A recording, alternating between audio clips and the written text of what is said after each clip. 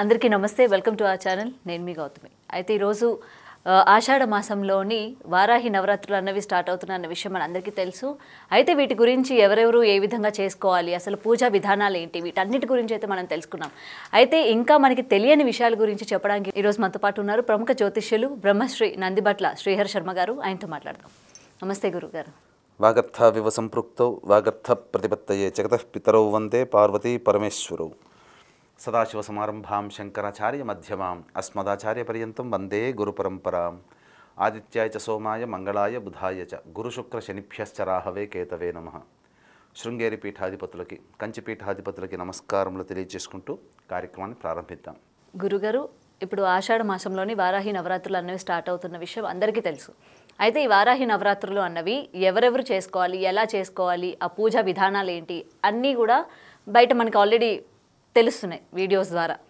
అయితే ఇప్పుడు రీసెంట్గా ఏంటంటే అసలు ఈ వారాహి అమ్మవారికి ఎటువంటి నైవేద్యం చేసుకుంటే త్వరగా మనం ప్రసన్నం చేసుకోవచ్చు, త్వరగా భక్తులు ఏ విధంగా ప్రసాదం చేసుకోవాలి, సో దీని గురించి కొంచెం వివరంగా చెప్తారా? ఇక్కడ గమనించాల్సినటువంటి అంశం ఏంటంటే, వీక్షించేటువంటి బిగ్ టీవీ భక్తి ప్రేక్షకులు కూడా ఈ యొక్క వారాహి నవరాత్రుల గురించి అనేక ప్రసార మాధ్యమాల ద్వారా తగినంత ఇన్ఫర్మేషన్ అంతా కూడాను ఇప్పుడు బయటికి వచ్చింది. అయితే ఇంకా రహస్యాంతర్గతమైనటువంటి శాస్త్ర అంతర్గతమైనటువంటివి, పురాణాంతర్గతమైనటువంటి విషయాలు కొన్ని ఉన్నాయి. అవి ఇప్పటి వరకు కూడాను ఎక్కడ ఎవరికి కూడాను తెలియపరచలేదు. అయితే ఈ యొక్క వీడియోని ఆశాంతం వీక్షించండి. సందేహాలు ఉంటే మళ్ళీ మళ్ళీ చూడండి, లేదా ఒకసారి లైక్ చేసుకొని పెట్టుకుంటే మీరు లైక్డ్ వీడియోలో ఎప్పుడు కావాలంటే అప్పుడు మీరు చూసుకోవచ్చు. ఈ అమ్మవారికి ఏ ఏ నైవేద్యాలు పెడితే చాలా సంతోషిస్తుంది, ఏ విధమైనటువంటి వస్తువులతో ధూపం వేస్తే చాలా సంతోషపడుతుంది, అలాగే ఈ అమ్మవారికి ప్రధానముగా దీపారాధన విషయంలో కూడా ఎలా చేయాలి అనేటువంటి విషయాల గురించి సమగ్రంగా మరియు క్లుప్తంగా ఈ యొక్క కార్యక్రమంలో మనం తెలుసుకుందాం. ముఖ్యంగా ఈ యొక్క ఆషాఢ నవరాత్రుల్లో భాగంగా, గుప్త నవరాత్రుల్లో భాగంగా ఈ యొక్క వారాహి నవరాత్రులని 2 రకాల విధానాలతో పూజ చేసుకుంటారు. ఒకరు సూర్యోదయం ముందు లేదా సూర్యాస్తమయం తర్వాత. అలాగే దీంట్లో ప్రధానమైనటువంటిది ఏంటంటే, ఎవరైనా కానీ సూర్యోదయం ముందు దంతధావనం చేస్తారు, కానీ సూర్యాస్తమయం సమయంలో పూజ చేసుకునే వాళ్ళు కూడా ఖచ్చితంగా దంతధావనమే చేసుకోవాలి. ఇక అఖండ దీపం పెట్టుకునే అలవాటు ఉన్న వాళ్ళు అఖండ దీపం పెట్టుకోవచ్చు, కలశం పెట్టుకునే వాళ్ళు కలశం పెట్టుకోవచ్చు, లేదా మామూలు చిత్రపటంలోనైనా కానీ ఈ యొక్క ఇంట్లోనైనా కానీ చేసుకోవచ్చు. చాలామందికి ఉండే సందేహం, ఇంట్లో చేయాలన్నా, తామస దేవత కాబట్టి దేవాలయంలో చేస్తే మంచిది అని అంటుంటారు. ఇంట్లోనైనా చేసుకోవచ్చు, కాకపోతే ఆధ్యాత్మికమైనటువంటి భావనము అలాగే దైవ చింతనతో కనుక చేసుకుంటే ఎటువంటి దోషము లేదండి. కాబట్టి మనం పెట్టుకునేది చిత్రపటం, కాబట్టి ఆ చిత్రపటానికి మీరు ఆవాహన చేసుకుని చేసుకోవచ్చు. ఇక గమనించాల్సిన అంశం ఏంటంటే, అమ్మవారికి దీపారాధన. ఈ దీపారాధనలలో విశేషంగా అమ్మవారికి కందగడ్డతో చేసినటువంటి దీపారాధన చాలా విశేషము. కాబట్టి ఒక మంచి కందగడ్డను తీసుకొని దానికి దీపము ఏ విధంగా ఆకారం ఉంటుందో ఆ విధంగా కొంత తొలగించుకొని అందులో విప్ప నూనెతో కనుక దీపారాధన చేస్తే అమ్మవారి కటాక్షం చాలా సిద్ధిస్తుంది. అంటే ఆ దీపం వెళ్తున్నంత వరకు అమ్మవారి యొక్క ఆవాహనం అక్కడ ఉండి తీరుతుంది అని చెప్పవచ్చు. ఇక గమనించుకున్నట్లయితే ప్రతిరోజు కూడా ఈ యొక్క పూజలో భాగంగా గణపతి యొక్క పూజ చేసుకొని, గణపతి యొక్క అనుగ్రహం తీసుకొని పంచోపచారాలు కానీ లేదా షోడశోపచార విధానంగా ఈ యొక్క పూజాది కార్యక్రమాలు చేసుకోవచ్చు. అయితే ఇక్కడ ప్రధానంగా అమ్మవారికి ఎటువంటి పుష్పాలతో అర్చించాలని చెప్పిందంటే శాస్త్రము, నీలిరంగు పుష్పాలతో అర్చించవచ్చు, లేకపోతే నీలిరంగు చామంతి పుష్పాలతో కానీ అర్చన చేయవచ్చు. అలాగే అర్చనలో భాగంగా విప్ప పూలతో కూడా అర్చన చేయవచ్చు. ఇక ఈ అమ్మవారికి అష్టోత్తరము అయిన తర్వాత విధిగా ఈ యొక్క లలితా సహస్రనామ పారాయణం చేయాలి. ఇక దీంతో పాటుగా అమ్మవారికి 12 నామావళులు ఉన్నాయి. 12 నామాలు అమ్మవారికి చాలా ప్రీతికరం. కాబట్టి 12 నామాలని మీరు విధిగా వీలైతే ఆ అష్టోత్తర పూజ అయిన తర్వాత 108 సార్లు కానీ, లేకపోతే 54 సార్లు కానీ, 41 సార్లు కానీ, కనీసం హీనపక్షంలో 27 సార్లు కానీ జపం చేసినట్లయితే అమ్మవారి కటాక్షము అతి శీఘ్రంగా కలుగుతుంది. ఈ అమ్మవారు సాక్షాత్తు లక్ష్మీ స్వరూపము. విష్ణు స్వరూపము వరాహ అవతారం అయితే, లక్ష్మీ స్వరూపము వారాహి అవతారం. అందుకే లక్ష్మీ సహస్రనామావళిలో భాగంగా ఈ అమ్మవారిని వారాహి ధరణి ధ్రువ అనే నామంతో లక్ష్మీ సహస్రనామాల్లో కూడా ఒక నామం ఉంది. ఇక అమ్మవారి యొక్క రథచక్రం పేరు కిరిచక్రము. అంటే 1000 వరాహములు లాగుతూ ఉండగా అమ్మవారు ఆసీనురాలై ఆ రథంలో ఉంటుంది. ఈ అమ్మవారికి రథచక్రిని అనగా రథసారథి స్తంభిని దేవిగా చెప్పబడి ఉంది. అయితే ఇక్కడ గమనించాల్సిన అంశం ఏంటంటే, ఈ అమ్మవారికి సంబంధించినటువంటి 9 రోజుల పూజ చేసుకుంటారు. వ్రతోద్యాపన కొంతమంది 14వ తారీఖు అంటున్నారు, కొంతమంది 15వ తారీఖు అంటున్నారు. మరి ఏ రోజుల్లో చేసుకోవాలనే ఆలోచన కూడా చాలామందికి ఉంది. అయితే సూర్యాస్తమయం తర్వాత పూజ చేసుకునే ఆచారం ఉన్నటువంటి వాళ్ళు 14వ తారీఖు రోజున ఉద్యాపన చేసుకోవచ్చు. సూర్యోదయం తర్వాత అనగా సూర్యోదయం కంటే ముందే ఉద్యాపన చేసుకునే వాళ్ళు 15వ తారీఖు రోజున ఈ యొక్క వ్రత ఉద్యాపన చేసుకోవచ్చు. ఇక ముఖ్యంగా గమనించుకున్నట్లయితే ఈ అమ్మవారికి ప్రధానంగా నైవేద్యముగా ఈ యొక్క కార్యక్రమాన్ని ఆశాంతం వీక్షించండి. ఒక్కొక్క రోజు ఒక్కొక్క అమ్మవారిని ఒక్కొక్క రూపంలో మనం కొలుస్తాం. ఎందుకనంటే ఈ 9 నవరాత్రుల్లో భాగంగా ఈ వారాహి నవరాత్రుల్లో వారాహి అమ్మవారిని ధూమ్ర వారాహి, కిరాత వారాహి, స్వప్న వారాహి, శ్వేత వారాహి, దండిని వారాహి, ఉన్మత్త వారాహి, ఇలా అనేక రకాలైనటువంటి రూపములతో ఒక్కొక్క రోజు ఒక్కొక్క విధంగా మనం కొలుస్తూ ఉంటున్నాం. కాబట్టి ఒక్కొక్క రోజు ఒక్కొక్క రకమైన నైవేద్యం పెట్టాలి. కానీ ఖచ్చితంగా ప్రతిరోజు ఉండవలసినటువంటి నైవేద్యములు పురాణాంతర్గతంగా చెప్పబడినవి ఏంటంటే కందగడ్డలు, చిలకడ దుంపలు, దానిమ్మ గింజలు, బెల్లం పానకం మరియు పనసపండు, అలాగే ఈ సంబంధించినటువంటి తేనె, ఆవు నేతి, ఇలాచి పొడితో చేసినటువంటి నువ్వుల లడ్డూలు, ఇవన్నీ కూడా ఖచ్చితంగా అమ్మవారి యొక్క నైవేద్యంలో ఉండి తీరాలి. ఇక ఈ అమ్మవారికి వేసేటువంటి ధూపము, ఎందుకనంటే శివో అభిషేక ప్రియ, విష్ణు అలంకార ప్రియ, అమ్మవారు ధూపముతో ప్రియత్వాన్ని పొందుతుంది. కాబట్టి అమ్మవారికి ధూపంగా మనం సాధారణంగా అగరబత్తీలు లేకపోతే హారతి కర్పూరం ఇచ్చేదానికంటే ఇప్పుడు నేను చెప్పబోయేటువంటి వస్తువులు అయితే మీకు సాధారణంగా ఇళ్లలో దొరుకుతాయి. ఆ వస్తువుల పొడిని కనుక మీరు తీసుకొని ఈ యొక్క బొగ్గు కుంపటిలో ఈ అమ్మవారికి సంబంధించి ధూపం వేసినట్లయితే ఇంట్లో ఉన్నటువంటి నకారాత్మక దృష్టి, అంటే నరదృష్టి, నరఘోష, నరబాధలన్నీ తొలగిపోతాయి. మీ ఇంట్లో ఎవరికైనా ప్రయోగ బాధలు చేసినా ఆ ప్రయోగ బాధలన్నీ కూడా తొలగిపోతాయి. ఇంకా విశేషంగా చెప్పాలి అని అంటే ఈ ఇంట్లో అమ్మవారి యొక్క అనుగ్రహం అందరికీ సంపూర్ణంగా కలుగుతుంది. ఈ విధంగా ఏ ద్రవ్యాలతో మీరు ధూపం వేయాలి అని అంటే గుగ్గిలము, తెల్లదైనా నలుపుదైనా, యాలకుల పొడి, పసుపు పొడి, తెల్ల గురువింద గింజల పొడి, తెల్ల ఈశ్వరి వేరు పొడి, ఇది దొరికితే తీసుకోండి, లేకపోతే తెల్ల ఈశ్వరి వేరును పక్కకు పెట్టండి. ఇక తెల్ల జిల్లేడు పువ్వుల పొడి, మిరప పొడి, కారపు పొడి, శొంఠి పొడి, మైషాచి, ఈ యొక్క వస్తువులని మీరు తెచ్చుకొని వచ్చి ప్రతిరోజు ధూపం వేసినట్లయితే, ఈ అమ్మవారి పూజ చేసిన తర్వాత ధూపం వేసినట్లయితే తప్పకుండా ఈ అమ్మవారి యొక్క అనుగ్రహం సంపూర్ణంగా కలుగుతుంది.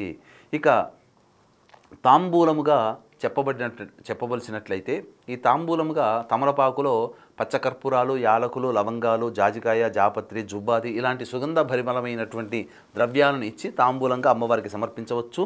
ఈ సమర్పించినటువంటి తాంబూలాన్ని ఎవరైతే పూజ చేస్తారో వారు స్వీకరించవచ్చు. ఇక పెట్టినటువంటి నైవేద్యం ఏదైతే ఉంటుందో అదన్నీ కూడాను ఈ యొక్క కుటుంబ సభ్యులందరూ కూడాను తీసుకున్నట్లయితే అమ్మవారి యొక్క సంపూర్ణ అనుగ్రహం కలుగుతుంది. ఈ యొక్క వారాహి నవరాత్రుల యొక్క పూజ విధానము భక్తిగా చేసుకోదలిచినటువంటి ద్వారా మీకు సకలమైనటువంటి శుభాలు కలుగుతాయి. ఎటువంటి శుభాలు కలుగుతాయి అని అంటే వివాహం కాని వాళ్ళకి వివాహం అవుతుంది, ధనప్రాప్తి కలుగుతుంది, కోర్టు న్యాయవాద విషయాల్లో మీకు మీదే విజయం అవుతుంది, ముఖ్యంగా భూగృహ వసతులు అనేటువంటివి కలుగుతాయి. ఇంకా చెప్పాలి అంటే శత్రు భయం అనేటువంటిది తొలగిపోతుంది. కాబట్టి దీన్ని దృష్టిలో పెట్టుకుని ఈ పూజ చేసుకొని ఏ సమస్యకైనా పరిష్కారం 2 రకాల పరిష్కారాలు. ఇప్పుడు సమస్య వచ్చినప్పుడు మంత్ర పరిష్కారము, దైవ పరిష్కారం, అలాగే అనారోగ్యం చేసినప్పుడు వైద్య పరిష్కారము, మానవ పరిష్కారం. కాబట్టి ఈ యొక్క పూజ చేసుకున్న వాళ్ళు మంత్ర పరిష్కారం, మానవులుగా మీరు పూజ చేసుకుంటారు, కానీ మంత్ర అనుగ్రహం కూడా కావాలి. కాబట్టి పూజ చేసుకున్న వాళ్ళు దైవానుగ్రహం పొందడం కోసం, అలాగే ఈ పూజ చేయలేకపోయాం, శక్తి లేకపోయింది, కనీసము మీరు ఈ యొక్క ఏదైనా హోమం చేస్తే బాగుండు కదా అని ఆలోచించేటువంటి వాళ్ళ కోసమై ఈ యొక్క 15వ తారీఖు రోజున రాత్రి 9 గంటలకి మా పీఠం ఆధ్వర్యంలో వారాహి అమ్మవారి యొక్క హోమము, ప్రత్యంగిర హోమము, బగళాముఖి హోమము మరియు రాజశ్యామల హోమం అనేటువంటిది సశాస్త్రీయంగా కేవలం 1500 రూపాయల రుసుముకి మీ గోత్రనామాలతో చేయించడం జరుగుతుంది. సాయంత్రం 5 గంటల లోపల మీ గోత్రనామాలు ఈ యొక్క కార్యక్రమం ద్వారా నమోదు చేసుకోవచ్చు.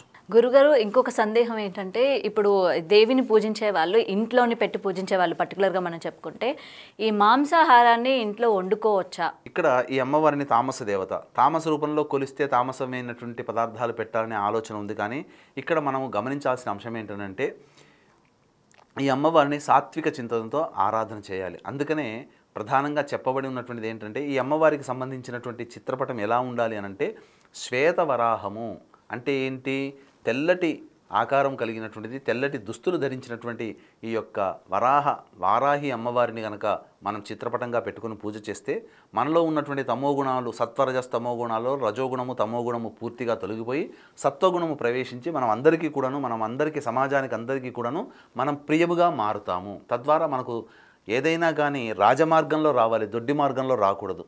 అందుకని మీరు గమనించుకున్నట్లయితే ఇంట్లో మెయిన్ డోర్ నుంచి వచ్చినప్పుడు ఎంతో హుందాగా దర్జాగా మనం వస్తాం. అదే వెనక నుంచి వచ్చినప్పుడు తలకాయ ఉంచుకొని ఏదో తప్పు చేసిన వాళ్ళలాగా వస్తాం.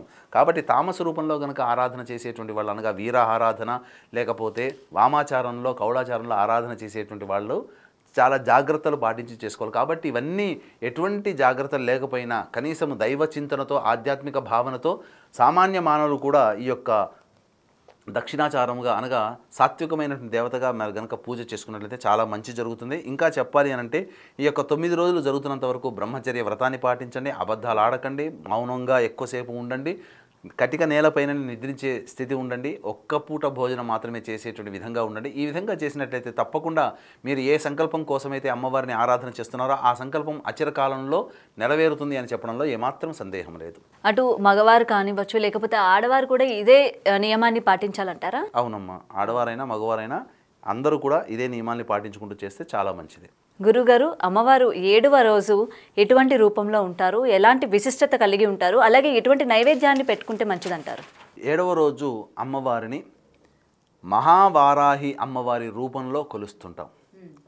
ఈ అమ్మవారు మహాయోగిని దేవత, దైవజ్ఞానము, ఆధ్యాత్మిక భక్తి కలిగిస్తాయి. ఈ అమ్మవారు చాలామంది ఆడవాళ్ళు ఏమనుకుంటారంటే ఎప్పుడు పూజలు మనమే చేస్తున్నాం, పిల్లలు చేయమంటే చేయట్లేదు, అలాగే భర్తకి పూజలు ఏందో ఇష్టం లేదు, ఎప్పుడు పూజలు చేసినా మేమే చేస్తున్నాము, భర్త పిల్లలు వీళ్ళు పూజలు చేయమంటే ఎప్పుడు చేయరు అని బాధపడుతుంటుంటారు. ఈ అమ్మవారిని మహావారాహి అమ్మవారిని ఈ వారాహి నవరాత్రుల్లో ఈ మహావారాహి రూపంలో వారాహి అమ్మవారిని కనుక కొలిచినట్లయితే కుటుంబ సభ్యుల అందరికీ కూడా ఆధ్యాత్మిక భక్తి భావము పెరుగుతాయి.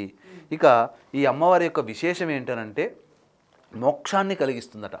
అంటే మనిషికి ఎవరికైనా కావాల్సింది ఏంటంటే తిండి, గుడ్డ, తినడానికి ఇల్లు, ఉండడానికి ఇల్లు, ఇలాంటివే. కానీ అన్నిటికంటే మించి అన్నీ ఉన్న తర్వాత మోక్షం వస్తే బాగుండు కదా అని చెప్పి అనుకుంటాం. అటువంటి మోక్షాన్ని ఈ అమ్మవారు అతి శీఘ్రంగా కలగచేస్తుందట. ఇక ఈ అమ్మవారు వరాహము శిరస్సుతో ఉన్నటువంటి అందమైనటువంటి మహిళగా ఈ మహావారాహి అమ్మవారిని చెప్పడం జరిగింది. ఈ అమ్మవారి యొక్క విశిష్టత ఏంటంటే ప్రత్యేకమైంది. పరమేశ్వరి యొక్క ఆయుధం నుంచి పుట్టిందట ఈ మహావారాహి అమ్మవారు. ఇక ఈ అమ్మవారి వాహనం సింహవాహనము. అలాగే చాలామంది ఇప్పటికీ కూడా అనుకుంటుంటారు కేవలం పూజలన్నీ ఆడవాళ్ళకే ఉన్నాయి, మగవాళ్ళకి లేవా అని అనుకుంటుంటారు. మగవారికి పూజ చేస్తే, మగవారు కనుక పూజ చేస్తే వారి కోరికలు అత్యంత శీఘ్రంగా ఈ మహావారాహి అమ్మవారు నెరవేరుస్తుందట. ఇక ఈ అమ్మవారిని పూజించడం ద్వారా, హోమం చేయడం ద్వారా భయము, కష్టము నివారిస్తుంది, అలాగే సంతోషం కలుగుతుంది. ప్రపంచంలో కరువు కాటకాలు అనేటువంటి వచ్చినప్పుడు ఈ అమ్మవారిని పూజ చేయడం ద్వారా అమ్మవారు అనుగ్రహంగా అన్ని రకాలైనటువంటి దుర్భిక్షాలని సమసిపోయేటట్టు చేస్తుందట. కాబట్టి మానవులుగా మనమేం ఆలోచించుకోవాలి, మన జీవితంలో అంటే ప్రపంచంలో దుర్భిక్షాలు, కరువు కాటకాలు, మన జీవితంలో అంటే ఆనందంగా లేని రోజులే దుర్భిక్షములు. కాబట్టి ఆనందాన్ని మనకు కలగచేస్తుంది, బాధల నుంచి విముక్తి కలగచేస్తుంది. ఈ అమ్మవారికి అన్ని కూరగాయలు నైవేద్యంగా పెట్టవచ్చు, లేదా అన్ని కూరగాయలు కలిపినటువంటి కదంబము నైవేద్యంగా, దీన్ని తమిళనాడులో కదంబము అనగా అన్ని రకాలైనటువంటి కూరగాయలని వండి కలగూరలాగా వండి పెడతారు. ఇదే తమిళనాడులో హవియల్ అని అంటుంటారు. చాలా చక్కగా వివరించి చెప్పారు గురువుగారు. ఇప్పటి వరకు ఏంటంటే దీని గురించి చాలామంది మాట్లాడారు, కానీ గురువుగారు మాటల్లోని మనకి ఏంటంటే వివరణగా, అంటే ఎటువంటి అవతారాల్లోని పూజించుకోవాలి, ఎటువంటి నైవేద్యం పెట్టుకుంటే మంచిది అని చెప్పి చాలా వివరంగా గురువుగారు అయితే మనందరికీ చెప్పడం జరిగింది.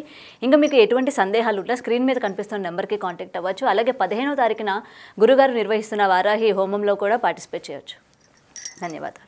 సర్వం Shri Umamaheshwara పరబ్రహ్మార్పణమస్తు. For more videos like this, subscribe Big TV channel.